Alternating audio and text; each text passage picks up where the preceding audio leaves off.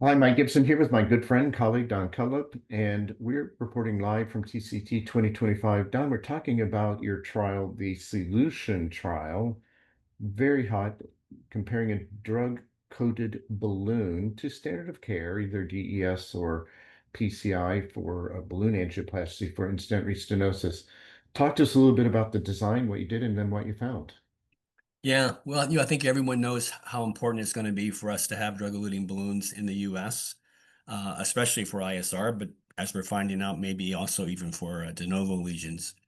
The problem for us is what trial design would get us, to that approval, so we'd have the balloon available. As you know, the agent balloon tested against a balloon angioplasty control, and we really didn't feel we could do that again just because it was proven to be inferior, and to mandate randomization to that would have been a problem. The other option was to compare against 100% DES, which also had problems because it was going to be so restricted. There was such reluctance to place that additional layer of stent that we would have had a very long enrollment period, very difficult time to enroll, and would have ended up with a very bland single layer population. So we came up with the notion of doing a standard of care, and we used the NCDR registry report from 2021, which at that time in the US was 80% DES and 20% non-DES, mostly balloon angioplasty. By the time we started, it probably was even more balloon angioplasty being done. I think with some anticipation that the agent would be approved, and there was such reluctance to place the DES. So that was our design. Uh, the next question was, what would the non-inferiority margin be? So to get that, we looked at historical data for how DES compared against balloon angioplasty, either in direct comparisons or sort of a network type meta-analysis. And that difference is huge. Like the lower bound of that 95% confidence interval for difference was over 20%. So that's how we got the 10% margin. Granted, it's high, but I think there's also a big clinical benefit to avoiding that additional layer. So I think it's a clinically acceptable difference.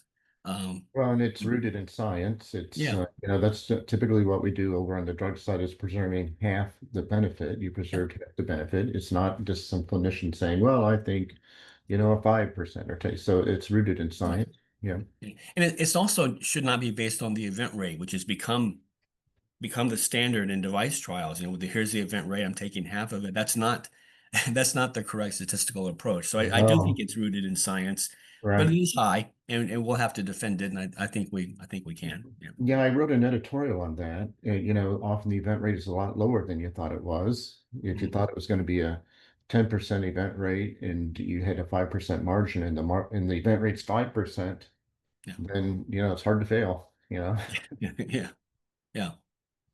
I think that clinical benefit is so important, and we don't often factor that in. Yeah. Yeah. So what'd you find? Well, we met the non-inferiority endpoint. The primary endpoint was target lesion failure. And since it was non-inferiority, we did per protocol as the primary analysis population. So it was 14.5% in the standard of care arm with 80%. We also achieved that, was 80% DES, and 16.2 in the drug-coated balloon arm. So a 1.7% difference. Um, the other thing to say about non-inferiority at 10%, we knew we could not be more than about 2.5% different to not cross that margin. So that was important. So at 1.7%, we met the non-inferiority endpoint, and we also repeated it in the intention to treat. It was about the same level of difference. And was there any heterogeneity done in the DES or balloon subgroups? We're just starting to look at that, and there will be. The DES did really well.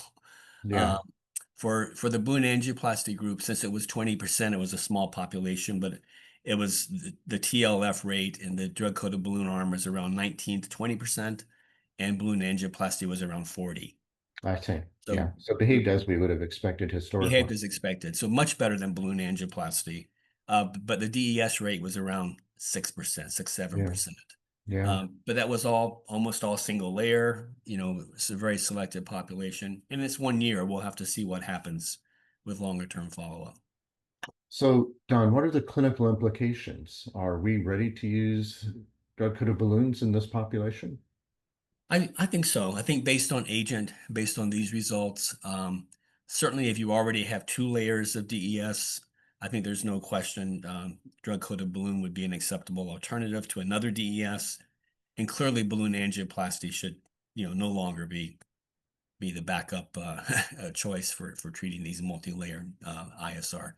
I think the question is, what do you do with that first restenosis? Right. Their DES is going to do really well. I think our results are probably a little bit better than the real world, but say it's even 8%. That's still a pretty good result, but it also means 8% of patients are getting that second layer now, or have already gotten the second layer. Now they'll be looking at a third layer. So Hmm. over time, it will be interesting to see how a decision analysis plays out for what you should do first. Yeah, Right. And this is pretty relatively early follow-up, and we'll see what happens over the late follow-up with those exactly. multiple Yeah. layers. So, really vanishing role for any kind of radiotherapy at this point. Is that fair to say? I think it may stay close to what it is, maybe a little bit less, because I think it's already pretty restricted to certain Right. centers with really multi-layer. We're going to see patients who've already failed, say, 3 layers of Three DES, layers. Yeah. now maybe Okay. 1 or 2 drug-coated balloon therapies, because they're still going to happen. Um, Yeah. But you and may have a whether shot. You may have a shot before you move to radiotherapy with this approach. Yeah, exactly. This Yeah. this certainly gives us another tool in the toolbox, which I think will be important. Yeah. Right. Don, congratulations. I think this will be practice changing. Thank you for all your hard work. Thanks for joining us today, and thanks to all of you for joining us here live from TCT 2025. Great. Thank you. Mhm.